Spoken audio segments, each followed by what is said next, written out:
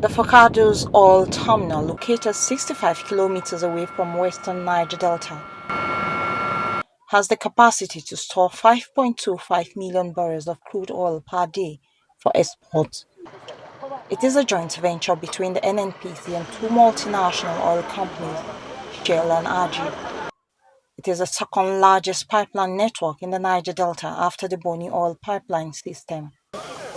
Some international oil companies and Nigerian independents operating in the western Niger Delta pump oil to the Forcados Oil Terminal for export. Tantita Security Services Nigeria Limited, a surveillance company operated by ex-militant leader Government of Wemokolo, and other security operatives unearthed the huge illegal pipeline connected to the 48-inch Trans-Forcados export trunk line. The place was initially filled with water, but technologically they were able to connect their own pipe underwater. And we trotted the line with bare feet to the point where it was tapped.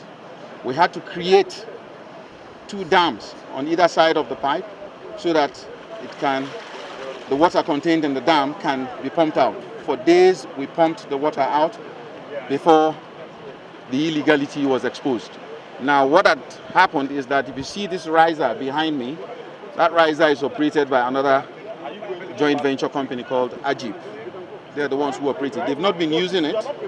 So these illegal fellows, what they tried to do was that this oil field actually belongs to Ajib, and they pipe crude to the Beniboye flow station.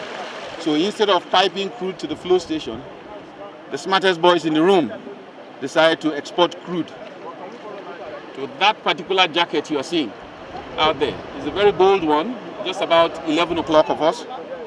They piped the line into that place by cutting the Ajib's one, connecting theirs, go through this particular riser, the extreme left one, out into that particular jacket that you see.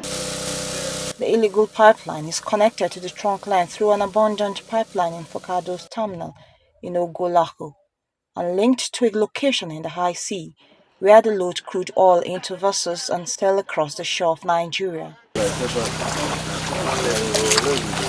The idea that a few Nigerians can siphon crude oil illegally, what is meant for the general public, for their own benefit, is the reality on ground. As you can see over there, the pipeline that was illegally connected, attached to a major line and been siphoned for years.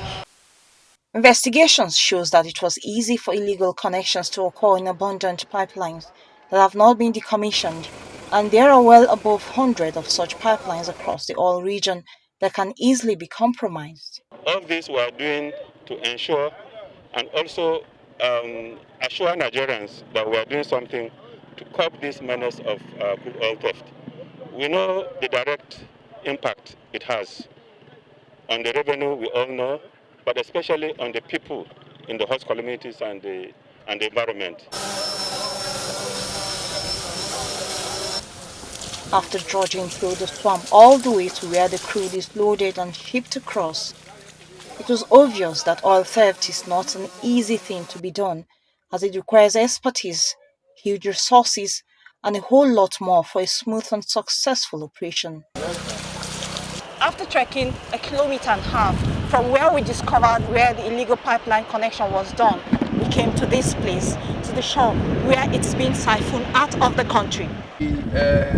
Effort and expenses of trying to lay another pipe to this pipe.